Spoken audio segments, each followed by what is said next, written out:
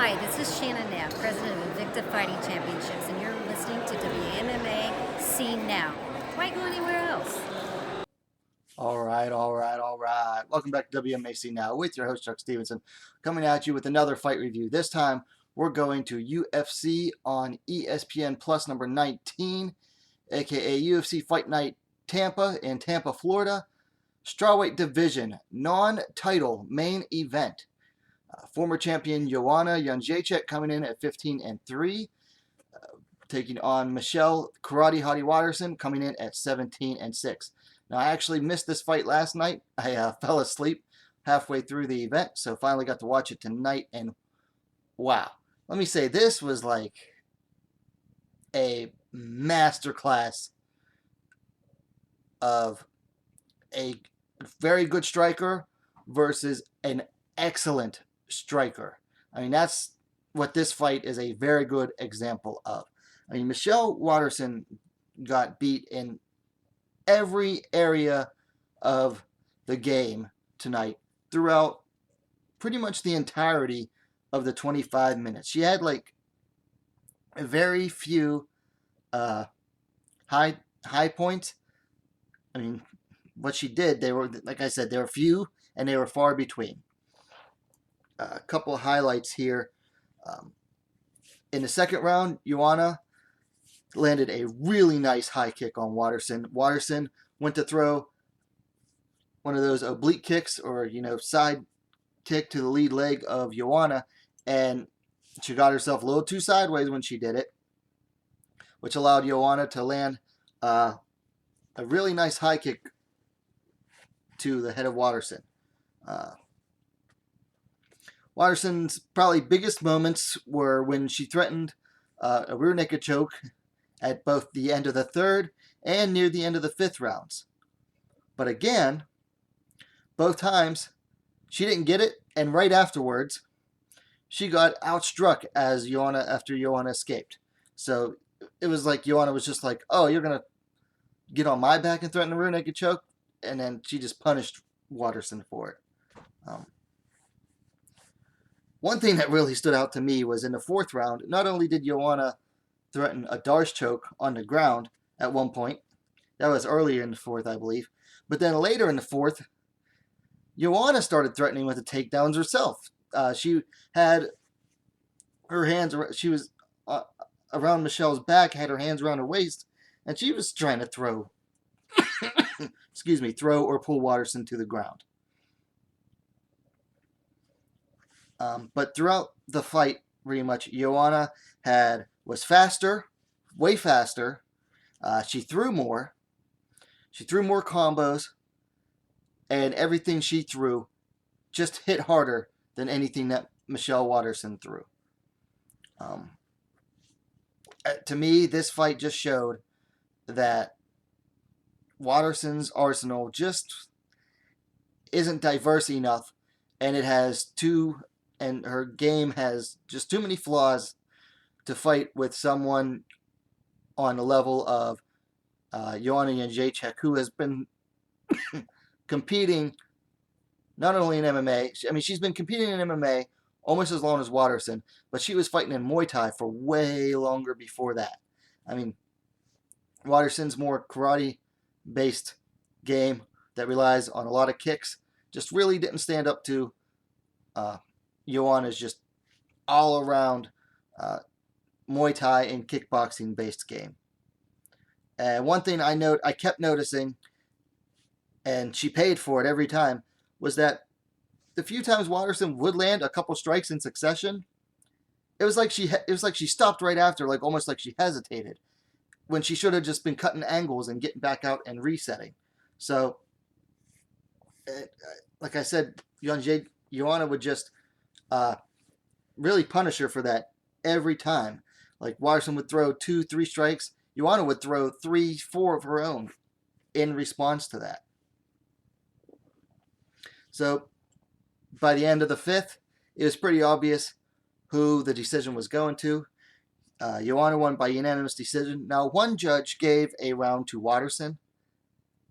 I don't know what he saw that she would have earned a round. I mean, I guess it was either the third or the fifth when she threatened, when she was on the back of Joanna trying to find a rear naked choke.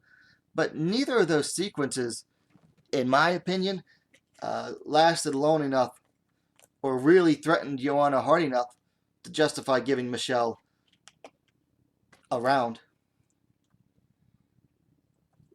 I mean, it was just a beautiful performance from Joanna Jędrzejczyk, who, honestly, I don't think she's looked this good since the Andrade fight, when she just played the matador to Andrade's bull for 5 rounds. And this was a totally different style of fight, too, because Joanna was on the offensive. She wasn't playing outfighter the entire time, and she was getting in the clinch a lot and beating Michelle up in the clinch, whereas against the Andrade fight, it was a totally different style. She was an outfighter pretty much that entire fight. But just beautiful performance by Joanna. And I'll give Michelle Waterson credit. She showed a lot of heart. She didn't stop trying throughout all 5 rounds. I mean, she was way down going into that 5th round. I mean, her only chance would have been a finish. And she made sure to go out there and try to get that finish. Didn't get it, but, I mean, Michelle at least tried, you know. A lot of times that deep in a fight, lesser fighters would have had a hard time, you know, mustering the chutzpah, the cojones, I guess, the intestinal fortitude, we'll say, the fortitude. A lot of fighters would have had a hard time mustering up the fortitude to go out there and still try to look for a win like that after being down 4 rounds to none. All right, so that was the fight. Now, things to work on. Do have a couple notes here. Joanna, I think she took some unnecessary risks when she was threatening Michelle with the takedowns. Why go to the ground at all against someone who is wily on the ground and dangerous in the transitions, in the scrambles, the way Michelle is. So if I were Joanna, I wouldn't take unnecessary risks like that. They didn't hurt her, but who knows what they could have done against another fighter. For Michelle Waterson, she needs to diversify her striking game. I mean, if all she's doing is throwing mostly lead leg kicks, then a good opponent is going to read that every time, and they're going to start attacking her legs, which Joanna did relentlessly throughout this fight. I mean, Waterson's legs were just welted up because she relies too much on her legs, and everyone knows it. She needs to start throwing more combinations. She's throwing way too many single shots, and she'd throw one shot, Joanna would throw 2 or 3 back. So she needs to throw more combinations, especially with her hands, which she underutilizes. As much as she overutilizes her kicks, she underutilizes her hands. She also needs to, I mentioned this before, she kept pausing. She would start landing some strikes in succession. She needs to stop that. That's just going to hurt her against other aggressive fighters at the top tier, like Joanna did to her. Because when you stop like that, and you're not cutting angles, you're not, setting up for the next thing, you're just pausing, you're giving your opponent a chance. So she needs to stop doing that. Now, as for matches to make, for Waterson, I'd like to see her matched up against Carla Esparza. I think that'd be a darn good fight, particularly on the ground. I think that each of them would give each other a lot of trouble. And Esparza's stand-up has come a long way on its own, so I think that make for a very interesting fight in all factors. As for Joanna, so if they don't give her the title fight right away, and Suarez doesn't come back and get a title fight right away, because I have a sneaking suspicion they're going to try to sneak the UFC, for some reason or another, will try to sneak Rose back into that title picture immediately when she comes back. And I just read somewhere that she's back in the gym training. So if they try to sneak Rose back into that title picture like that, I'd like to see Joanna take on Tatiana Suarez. Suarez has never faced a stand-up fighter like Joanna, who also has masterful takedown defense and is able to get up off the ground the way she has.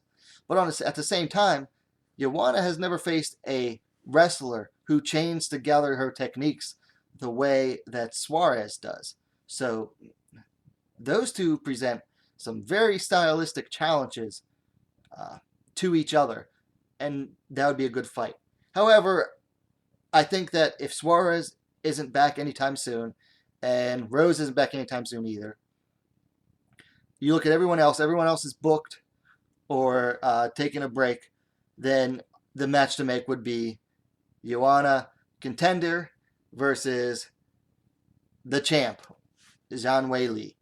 I think this would be a very exciting fight. Two well-rounded fighters. John is good everywhere the fight goes. I think that is just a fireworks fight for the UFC to make. And it'd be very tough to call. Yeah, I think that really, truly is the fight to make next for both Joanna and Jean. All right, so went over the fight, things to work on, who they should each fight next. What did you think about the fight? Let me know your thoughts in the comments down below. Likes always appreciated. And hey, what are you waiting for? If you haven't yet, subscribe to WMMA See Now, the best, fastest growing women's mixed martial arts dedicated platform on YouTube. And hit that bell for notifications so you'll know. And we'll see you next time.